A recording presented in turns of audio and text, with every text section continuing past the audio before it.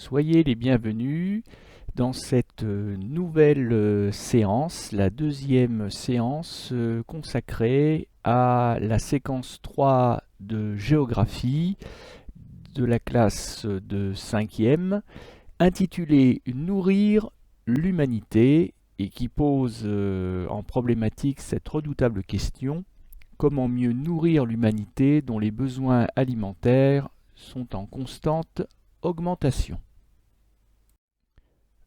Lors de la première séance, nous nous sommes livrés à un exercice finalement assez simple mais éclairant, qui consistait à comparer deux photographies de deux familles, d'un pays riche et d'un pays pauvre, et de comparer leur alimentation sur une semaine. Cette fois-ci, nous allons changer d'optique, nous allons changer d'échelle, de démarche. Nous allons nous livrer à une étude de cas. Nous allons étudier un pays à forte population, le Brésil, et nous allons voir comment le Brésil tente de relever le défi de la sécurité alimentaire. Grand B. Le Brésil face au défi de la sécurité alimentaire. Et la problématique est donc la suivante: véritable géant agricole de la planète, ce que nous verrons d'ailleurs lors de la prochaine séance, le Brésil parvient-il à nourrir correctement sa population? Le premier document de notre étude de cas s'intitule La faim, une cruelle réalité de la société brésilienne. Et ce document est en réalité, comme vous pouvez le constater, constitué de deux sous-documents. Le sous-document A est un texte qui est l'extrait d'un discours d'investiture du président brésilien Lula da Silva le 1er janvier 2003. Il venait d'être élu. Et le deuxième texte est une œuvre d'art, une œuvre de street art apparue sur le mur d'un bidonville d'une favela de Sao Paulo en mai 2014. Il y a donc une dizaine d'années qui séparent les deux documents. Alors, nous allons lire ensemble l'extrait du discours du président brésilien Lula da Silva, qu'on appelle plus familièrement le président Lula, en 2003.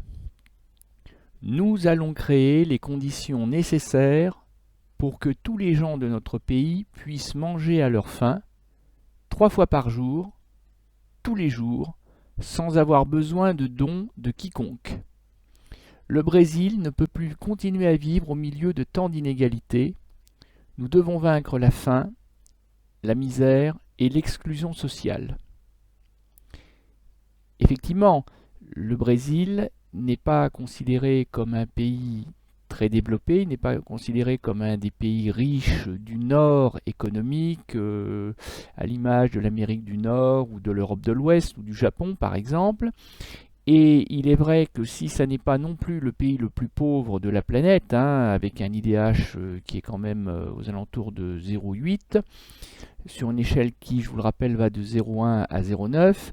Malgré tout, le Brésil est un pays qui compte beaucoup de pauvres, puisque un quart de la population du Brésil, c'est-à-dire quand même 50 millions de personnes, vivent sous le seuil de pauvreté, qui est fixé au Brésil à 5,5 $ par jour.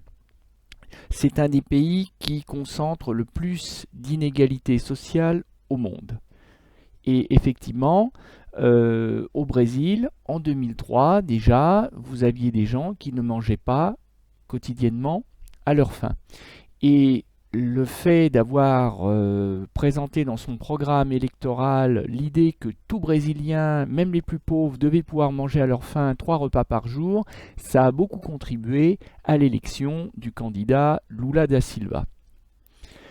Parce qu'en plus, il y a un débat en ce qui concerne les priorités économiques du développement au Brésil. Parce que le Brésil est un pays, comme je vous l'ai dit, qui n'est pas considéré comme riche, mais qui n'est pas non plus considéré comme miséreux. Mais c'est un pays dont les priorités ne vont pas nécessairement à la réduction des inégalités sociales. C'est un pays qui ne va pas forcément dépenser l'argent pour venir en aide aux plus pauvres. Et la caricature, parce qu'il s'agit d'une caricature, hein, cette œuvre, ce graffiti de street art du bidonville, de la favela de Sao Paulo que vous avez sous les yeux, dénonce les mauvaises priorités, selon l'artiste, accordées par l'économie brésilienne, qui préfère mettre beaucoup d'argent dans un événement sportif qui, au fond, ne va durer qu'un mois, c'est-à-dire la Coupe du Monde de football de 2014, alors que cet argent qui va être mis dans les équipements, dans les stades en particulier, ces milliards de réaux, le réal étant la monnaie brésilienne, hein, c'est le dollar ou l'euro brésilien si vous préférez, ces milliards qui auraient pu être mis dans l'aide sociale et notamment dans l'aide alimentaire, eh bien ils ont été dépensés bêtement dans des stades qui ne servent plus puisque la Coupe du Monde est terminée, des stades qui sont d'ailleurs pour un certain nombre déjà en très mauvais état alors qu'ils n'ont que quelques années, et on voit ce pauvre gosse qui ne mange pas à sa faim, qui pleure de faim et qui va devoir manger un ballon de football puisque, encore une fois, la priorité du gouvernement brésilien n'était pas de le nourrir lui, mais d'offrir à la planète foot une compétition digne de ce nom. Le plus ironique dans l'histoire, c'est d'ailleurs que le Brésil, qui jouait donc à domicile, a été humilié par le futur vainqueur de la compétition, l'Allemagne, et que du coup le Brésil n'a même pas remporté la Coupe du Monde.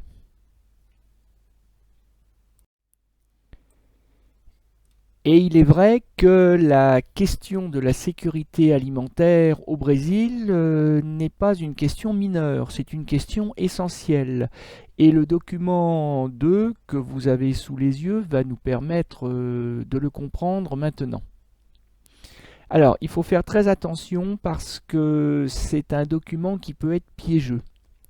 Parce que vous avez sur un même graphique deux courbes, une en bleu, celle de la population en millions d'habitants, celle en vert de la production agricole en indice, en pourcentage si vous préférez, en vert. Bon, jusque-là tout va bien, c'est pas difficile à voir, mais là où il va falloir faire très attention, c'est que chacune des courbes n'est pas à la même échelle. Il y a donc une échelle pour la population, c'est l'échelle qui est à gauche, de 70 à 210, alors que la production agricole a sa propre échelle, mais elle est à droite, et elle va de 0 à 140, et donc il faut faire très attention à ne pas dire de bêtises, à ne pas dire par exemple que la production agricole était de 90 millions d'habitants en 1960, alors qu'en réalité elle était à l'indice 19,3. Et inversement, il ne faudrait pas dire qu'il y a 140 millions d'habitants au Brésil en 2015, c'est-à-dire se tromper d'échelle, alors qu'en réalité, ils sont aux alentours de 210 millions. Voilà, donc il faut bien penser à garder la bonne échelle selon la courbe que l'on étudie, et une fois qu'on prend garde à ça, après la lecture du graphique ne pose plus véritablement de problème. Alors, si on commence par l'évolution de la population, ben là on a affaire, c'est la courbe en bleu, là on a affaire à une courbe qui est remarquablement régulière.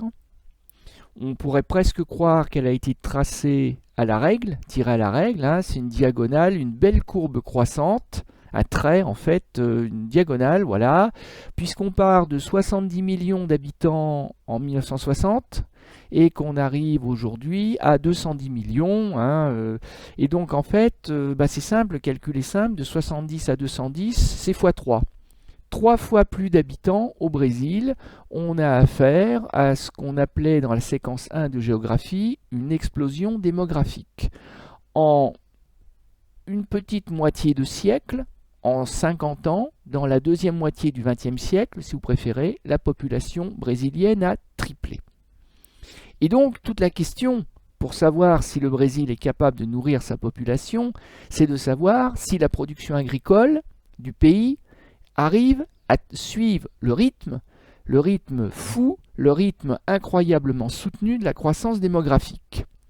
Alors pour ça, maintenant, il faut regarder la courbe en vert, et on voit bien tout de suite que, oui, bien sûr, la production agricole augmente, mais on voit bien que le trait est moins tendu, que la courbe est moins régulière, mais il ne faudrait pas en tirer des conclusions trop hâtives et se dire « Ouh là là, la production agricole visiblement ne suit pas ». Parce qu'en fait, faites attention, l'échelle n'étant pas la même, on pourrait en arriver à dire des bêtises. Parce qu'en réalité, on passe d'une production agricole qui est évaluée à 19, indice 19 en 1960, et qui arrive à l'indice 140 en 2015. Donc ça veut dire que la croissance, elle est multipliée à peu près, la production agricole, elle est multipliée à peu près par 7. Ça n'a pas l'air comme ça, mais en réalité, la production agricole a plus augmenté, a augmenté presque 2 fois plus vite, et oui, fois 7, que la population qui n'a augmenté, si j'ose dire, que fois 3. Donc ça, c'est une bonne nouvelle. En théorie, la production agricole augmente beaucoup plus vite que la population du Brésil, donc normalement, les Brésiliens ne devraient pas connaître la faim, bien au contraire. Or, on vient de voir que des millions de Brésiliens, pourtant, ne mangent pas à leur faim.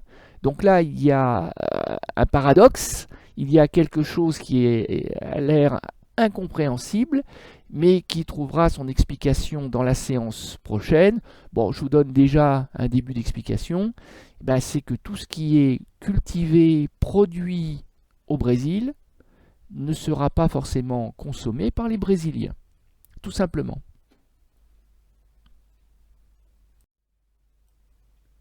Nous sommes en géographie, je vous le rappelle, donc la moindre des choses en géographie, c'est de travailler sur des cartes.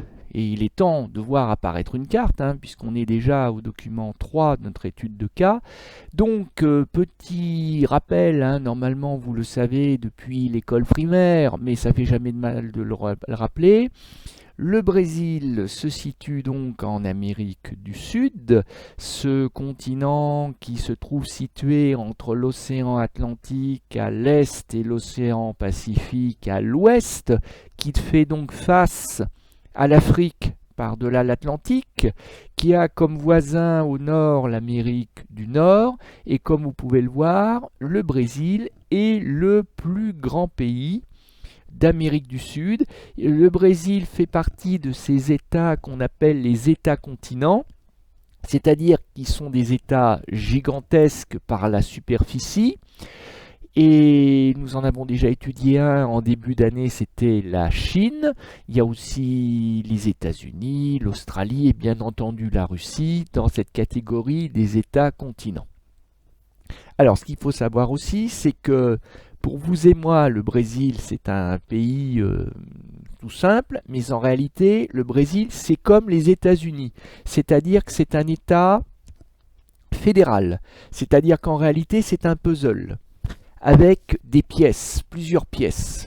Aux États-Unis, vous le savez certainement, il y a 50 pièces, les 50 États des États-Unis. Au Brésil, il y en a 27. Il y a 26 États régionaux. Bon, pour faire simple, et c'est pas tout à fait juste ce que je vais vous dire, mais allez, on va considérer que c'est comme nos régions françaises, là, Auvergne-Rhône-Alpes. Bon, c'est pas tout à fait ça, mais bon, ça s'en rapproche un peu. Nous, en France, on n'a pas d'État fédéral, on a un État tout court. Bon, alors, ce qu'il faut voir, c'est que parmi les 27 pièces du puzzle brésilien, Certaines sont beaucoup plus connues dans le monde entier et sont beaucoup plus importantes que d'autres. Je pense en particulier à l'Amazonie. Qui n'a jamais entendu parler de l'Amazonie? Il n'y a pas besoin d'être brésilien pour entendre parler de l'Amazonie et de sa célèbre forêt. Mais je vous rappelle d'ailleurs que l'Amazonie tire son nom d'un fleuve, pas de la forêt, fleuve Amazone. Il y a aussi le Nordeste, qui, comme son nom l'indique, se trouve au nord-est du Brésil. Vous avez cet état central du Mato Grosso, un nom assez rigolo, qui comporte la capitale fédérale Brasilia. Le sud-est, comme son nom l'indique, le sud, vous voyez qu'ils ne sont pas bien embêtés pour le sud-est, ils ne sont pas bien embêtés pour donner des noms à leur région, et c'est aussi bien pour nous. Et la carte que vous voyez apparaître vous montre la part des ménages en situation d'insécurité alimentaire grave. Alors d'abord par ménage, comprenez, couple ou famille, c'est-à-dire couple avec enfant. Ensuite, l'insécurité alimentaire, on l'a vu lors de la séance précédente, ce sont des gens qui ne mangent pas à leur faim, soit en termes de quantité, soit en termes de qualité nutritionnelle. Et alors, insécurité grave, c'est-à-dire que vous avez des gens qui pourraient, en théorie, tomber malades, et même, pourquoi pas, dans les cas les plus extrêmes, mourir de faim. Et plus la couleur est foncée, plus le phénomène va, hélas, être gravissime. Et on voit très bien qu'il y a une logique nord-sud. C'est dans les États régionaux, dans les régions du nord, en particulier l'Amazonie, le nord-est, que l'on compte le plus de gens qui sont en insécurité alimentaire. Et que par contre, dans le sud et dans le sud-est en particulier, le phénomène existe, mais il est nettement moins grave. J'attire enfin votre attention sur le petit graphique qui se trouve en bas à droite de la carte. On a distingué les urbains des ruraux. Donc je vous le rappelle, les urbains sont les Brésiliens qui vivent en ville, les ruraux sont les Brésiliens qui vivent à la campagne. Si on regarde l'année 2009, c'est à la campagne qu'on rencontre le plus d'insécurité alimentaire. Et ça, c'est quand même assez étonnant, parce qu'on pourrait se dire qu'à la campagne, les gens cultivent et que donc ils sont à l'abri de la faim. Et bien vous voyez qu'en réalité, les choses ne sont pas si simples que cela, puisqu'encore une fois, en 2009, il y avait presque 2 fois plus de Brésiliens qui subissaient la faim à la campagne plutôt qu'en ville. Par contre, même si c'est toujours à la campagne que l'on connaît le plus les problèmes de faim, ou de mal, ou de sous-nutrition, on peut voir que les choses se sont malgré tout arrangées entre 2009 et 2013. La part de la population urbaine subissant la faim était presque divisée par 2, et un peu moins pour les ruraux, mais on voit bien quand même que la faim a un peu reculé. Enfin une bonne nouvelle. Pourquoi l'insécurité alimentaire a-t-elle reculé à l'aube des années 2010 au Brésil, aussi bien à la ville qu'à la campagne? Eh bien, c'est tout simplement parce que le gouvernement brésilien a pris toute une série de mesures, des programmes, en particulier le programme Bolsa Familia, le programme Bourse des familles, et je vais vous proposer de découvrir un court reportage qui nous est proposé par l'AFP, c'est-à-dire l'Agence France Presse, un organisme extrêmement sérieux d'information d'origine française à l'échelle de la planète. On s'en est déjà servi quand on a étudié la démographie chinoise. Donc je vous laisse découvrir ce reportage et nous verrons après ce qu'il faut en retenir.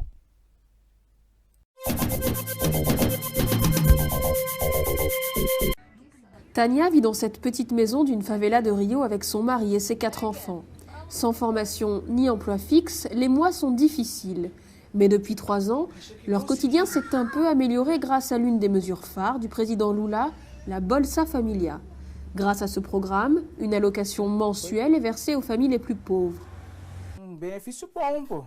La Bolsa, c'est bien pour nous, mais aussi pour beaucoup d'autres personnes. Cela nous donne un meilleur pouvoir d'achat. La famille da Silva reçoit 59 € par mois, une petite somme, a priori mais essentielle pour l'achat de produits de base. On achète des choses que les enfants aiment bien, des biscuits, des légumes, des fruits, du matériel scolaire aussi. Ça nous aide beaucoup. Le versement de la Bolsa entre 30 et 90 € par mois est soumis à certaines conditions. Les enfants âgés de 6 à 15 ans doivent être scolarisés et les plus jeunes se faire vacciner. Certains opposants politiques accusent le gouvernement de créer de l'assistanat, mais la popularité de la Bolsa est indéniable. Aucun candidat présidentiel, même de l'opposition, n'est contre. Mais pour les bénéficiaires comme Tania, ce qu'il faut, c'est bien plus qu'une allocation. Ce qui est important, ce sont les études. Mais pour ceux qui n'ont pas fait d'études, ils devraient nous donner la possibilité d'en faire, pour qu'il y ait moins de misère au Brésil. Il y aurait moins de personnes qui auraient besoin de la Bolsa Familia. Aujourd'hui, un quart des Brésiliens touchent la Bolsa. La Banque mondiale vient d'annoncer qu'elle octroierait un prêt de 200 millions d'euros pour financer la seconde phase du programme, afin d'aider au mieux les familles les plus pauvres, dans un des pays les plus inégalitaires au monde. Les documents 4 et 5 vont nous permettre de compléter la vidéo, le reportage que nous venons de voir ensemble et qui va nous permettre de porter un regard, un jugement sur l'efficacité donc, du programme Fin Zéro et Brésil sans misère. Alors, ce qu'il faut savoir, c'est que le programme Fin Zéro, autrement dit, Fome Zéro en brésilien, mais je ne garantis absolument pas la traduction. Vous savez que le Brésil a comme langue officielle le portugais. On a le logo du plan Fome Zéro, donc on voit, qu'est-ce qu'on voit? On voit le drapeau brésilien avec ses trois couleurs, le bleu, le jaune, le vert. Le jaune et le vert représentant la table du repas et la nappe. Dessus sont posés l'assiette bleue et les couverts du repas. Voilà, donc il y a une symbolique assez nationale. Alors, lancée par le président Lula en 2003, Fin Zéro est une stratégie de lutte contre la faim, comprenant un ensemble de mesures d'accès à l'alimentation et de soutien à l'agriculture familiale. Elle a depuis été intégrée dans le plan Un Brésil sans misère, lancé en 2011 par le successeur du président Lula, qui s'appelait Dilma Rousseff, une femme présidente, dont l'objectif ambitieux est aller plus loin que lutter contre l'insécurité alimentaire, c'était carrément d'éliminer l'extrême pauvreté au Brésil. Donc, Fin Zéro est intégré dans le plan Brésil sans misère. L'actuel plan national donc brésilien pour la sécurité alimentaire et nutritionnelle comprend plus de 40 programmes et mesures, donc c'est vraiment un travail de longue haleine, particulièrement élaboré. Si le ministère du Développement social et de la lutte contre la faim est chargé de bon nombre de ces programmes, c'est logique, plusieurs mesures fondamentales relèvent d'autres ministères, notamment les ministères chargés de la santé, du développement agraire, autrement dit agricole, de l'enseignement, oui, notre éducation nationale à nous si vous préférez, de l'agriculture et de l'environnement, parce qu'il y a aussi une dimension développement durable dans ce programme Fin Zéro et dans le programme Brésil sans misère. Il prévoit en particulier une aide financière versée aux familles pauvres en échange de la scolarisation et de la vaccination des enfants, l'achat de la production par l'État des productions de petites exploitations familiales. Concrètement, ça donne quoi la lutte contre l'insécurité alimentaire et la misère au Brésil? Eh bien, ça donne des progrès incontestables, et notamment dans le domaine de la sécurité alimentaire au Brésil. Je vais vous donner lecture d'un rapport qui date de 2014 et qui dresse le bilan des actions entreprises. On voit sur la gauche une cantine scolaire dans un quartier pauvre de Salvador, c'est-à-dire dans une favela. C'est-à-dire que les enfants qui sont photographiés ici sont des enfants qui font partie de familles très pauvres et qui sont donc bénéficiaires de la carte Bolsa Familia que vous avez pu apercevoir entre les mains d'une maman sur la diapo précédente. En plus d'avoir l'une des équipes de football les plus admirées au monde, le Brésil a l'un des programmes de cantine scolaire les plus anciens et les plus performants du monde, apportant une alimentation quotidienne à plus de 43 millions d'enfants à travers le pays. Les cantines scolaires ont incité les enfants à aller à l'école, déclare Daniel Balaban, directeur du Centre d'excellence du Brésil contre la faim. Les enfants peuvent se concentrer sur leurs leçons et avoir l'alimentation nutritive dont ils ont besoin pour mener une vie saine. Autrement dit, ça correspond à ce vieil adage, quand on a l'estomac plein, on peut avoir la tête pleine. Vous connaissez peut-être le contraire, estomac vide ou ventre vide, tête vide. Ce programme est un élément essentiel de la sécurité alimentaire au Brésil. Il a contribué à faire baisser le nombre de personnes qui souffrent de la faim de 22,8 millions en 1992 à 13,6 millions en 2012. Donc ça fait quand même 10 millions de Brésiliens qui sont sortis de l'insécurité alimentaire. En 20 ans, c'est un très très bon résultat. Le nombre des enfants de moins de 5 ans souffrant de retard de croissance, les fameuses carences que j'évoquais dans la séance 1, dues à la malnutrition, à la sous-nutrition, a été divisé par 2 depuis 1996. Donc très clairement, la lutte contre la famine a remporté des victoires importantes au Brésil. Et il n'y a pas que ça, il y a aussi le fait, on vous le disait dans le reportage, que les enfants sont également en meilleure santé parce que les enfants qui vont à l'école sont également vaccinés gratuitement, ça va de soi, et évitent donc des maladies qui peuvent être mortelles à leur âge, comme la rougeole par exemple. Donc tout est pour le mieux finalement, d'après ce bilan.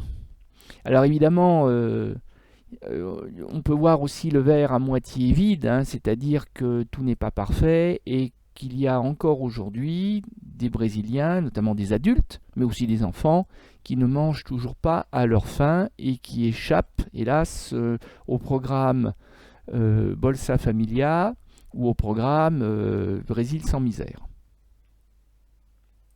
Le moment que vous attendez tous est enfin arrivé, le moment de l'exercice de synthèse qui va nous permettre de récapituler un peu tout ce que nous venons de voir. Alors en fait, je vous propose un exercice aux couleurs du Brésil, hein, tant qu'à faire, hein, bleu, vert, jaune. Et je vais vous demander de distinguer parmi toutes les cases qui se trouvent sous vos yeux, donc de distinguer les objectifs du plan fin zéro. Autrement dit, ça répond à la question pourquoi. Ça, c'est en bleu. Mais les distinguer des mesures, les mesures des programmes, c'est-à-dire le comment, ça c'est en jaune. Et puis en vert, on mettra les résultats, c'est-à-dire le bilan, c'est-à-dire ça a débouché sur quoi? Quel bilan peut-on dresser de l'ensemble du programme fin zéro? Voilà, donc je vous invite à lire la petite douzaine de vignettes qui se trouvent donc sur l'exercice. Mettez un petit point de couleur bleu, jaune ou vert. Et je vous donne, mettez-moi sur pause, le temps de faire l'exercice. Et je vous laisse le faire et je vous donne rendez-vous pour le corriger. Vous avez sous les yeux les objectifs qu'il fallait colorier en bleu. Alors en fait, il y avait quelque chose d'assez simple, hein, c'est que tous les objectifs commençaient par un verbe à l'infinitif. Donc assurer un meilleur accès à la santé aux enfants des familles défavorisées, celles des favelas, des bidonvilles. Assurer la scolarisation, lutter contre le décrochage scolaire des enfants les plus pauvres. assurer 3 repas par jour à chaque Brésilien ou Brésilienne, réduire les inégalités sociales dans un des pays les plus inégalitaires au monde, faire reculer la grande pauvreté au Brésil, et aussi soutenir économiquement la petite agriculture familiale brésilienne, autrement dit l'agriculture pauvre. Donc ça nous fait quand même 6 objectifs complémentaires différents. Ça, c'est pour les objectifs. Alors, les mesures sélectionnées qu'il fallait colorier en jaune sont les suivantes. Donc ça répond à la question comment on s'y prend pour atteindre les objectifs. Donc l'État achète aux petits paysans leur production à des tarifs supérieurs au prix du marché. C'est-à-dire l'État accepte d'acheter plus cher que la valeur réelle. Ça, c'est faire preuve de générosité, c'est faire preuve d'une certaine solidarité et ça évite de devoir faire la mendicité aux paysans pauvres. La mesure phare, celle qu'il faut que vous reteniez absolument, c'est la Bolsa Familia, la bourse famille. C'est une allocation, mais une allocation financière versée aux familles les plus pauvres, c'est-à-dire que les familles les plus pauvres, comme vous l'avez vu dans le reportage, vont faire leurs courses. Ils payent à des tarifs préférentiels les aliments de base, mais aussi les fournitures scolaires, puisque permettre à un enfant d'aller à l'école, ça fait aussi partie des mesures recherchées. La vaccination systématique des enfants issus des favelas, des bidonvilles, et aussi, même si ce n'est pas la priorité la plus affichée aujourd'hui, une priorité donnée aux aliments bio, c'est-à-dire plus sains, dans les cantines scolaires, c'est-à-dire faire en sorte que les enfants mangent à leur faim, mais mangent aussi des aliments de valeur nutritionnelle supérieure. Et pour finir, les résultats, écoutez, les résultats sont plutôt positifs, même si tout n'est pas parfait. 10 millions de Brésiliens sortis de l'insécurité alimentaire en 20 ans. 43 millions d'enfants aujourd'hui ont un repas, au moins un repas équilibré chaque jour à l'école. Et puis en vert, 2 fois moins d'enfants à forte carence due à la mal ou à la sous-nutrition en 20 ans.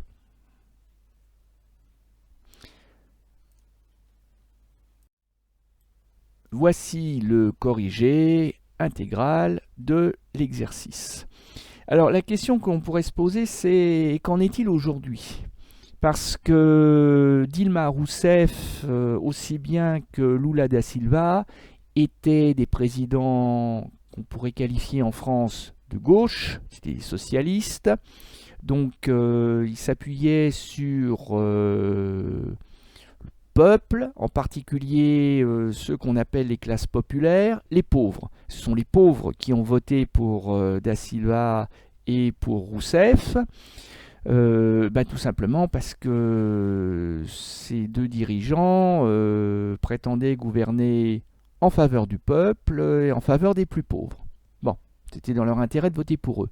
Mais vous savez peut-être que le président du Brésil actuel s'appelle Jair Bolsonaro, et lui, il est plutôt à droite, et même à l'extrême droite, selon nos critères franco-français à nous, donc il est vraiment de l'autre bord. Et très clairement, les pauvres, c'est pas la priorité de Jair Bolsonaro. Alors, a-t-il pour autant remis en cause le plan Faim Zéro ou le programme Le Brésil sans misère? Alors non, il n'est pas allé jusqu'à remettre en cause ces deux programmes, même s'il les soutient probablement moins activement que ses deux prédécesseurs, mais Jair Bolsonaro a bien compris qu'il a entre ses mains une véritable bombe sociale à retardement. S'il ne veut pas pousser les plus pauvres à la misère, à la révolte, eh bien, il n'a pas intérêt à supprimer la Bolsa Familia ou le programme Brésil sans misère. Donc, pour l'instant, il les a maintenus. C'est plutôt une bonne nouvelle pour les plus pauvres au Brésil. Avant de découvrir la leçon qui découle de notre étude de cas, quelques chiffres clés, les 3 chiffres clés à retenir que vous retrouverez probablement dans la leçon. Avec 208 millions de Brésiliens à nourrir, eh bien, le Brésil compte la 5e population mondiale aujourd'hui, hein, elle est dans le top 5, donc ça aussi ça fait partie de l'enjeu à relever par le Brésil. 15 à 20 millions de Brésiliens sont aujourd'hui victimes d'insécurité alimentaire au quotidien, malgré tout. Et 20 millions de Brésiliens, c'est autant, ont été sauvés de la pauvreté et de la faim grâce au dispositif Fome Zero et au dispositif Brésil sans misère. Alors, il est temps pour nous de lire, découvrir, comprendre et apprendre la leçon, hein, le Brésil face au défi de la sécurité alimentaire. Je vais le lire avec vous, pour vous. La sécurité alimentaire est la situation qui garantit à une population une alimentation à la fois saine en qualité et suffisante en quantité. Le Brésil abrite la 5e population mondiale avec 208 millions d'habitants. 3% des Brésiliens, soit plus ou moins 15 millions d'entre eux, sont victimes de l'insécurité alimentaire qui touche majoritairement les régions rurales de l'Amazonie et du Nord-Est qui sont situées au nord du pays. Dans les grandes villes du pays, qu'elles soient au nord, au centre ou au sud d'ailleurs, la faim concerne logiquement les Brésiliens les plus pauvres qui survivent dans les favelas, que nous traduisons en français par les bidonvilles. Le gouvernement fédéral brésilien a mis en place Faim Zéro, un programme national depuis 2003. Une allocation, la Bolsa Familia, la bourse famille, est versée aux ménages pauvres qui s'engagent à scolariser leurs enfants. Les repas des cantines scolaires sont gratuits, financés par l'État, qui achètent aux petits paysans leurs récoltes à des prix supérieurs au cours du marché. 20 millions de Brésiliens sont sortis de l'insécurité alimentaire et l'analphabétisme a fortement reculé, ainsi d'ailleurs que les maladies infantiles comme la rougeole. Mais le Brésil reste une des sociétés les plus inégalitaires au monde. Voilà, c'est terminé pour aujourd'hui. J'espère que le sujet vous aura intéressé, vous aura plu et que vous en retiendrez l'essentiel. Bonne journée et à bientôt.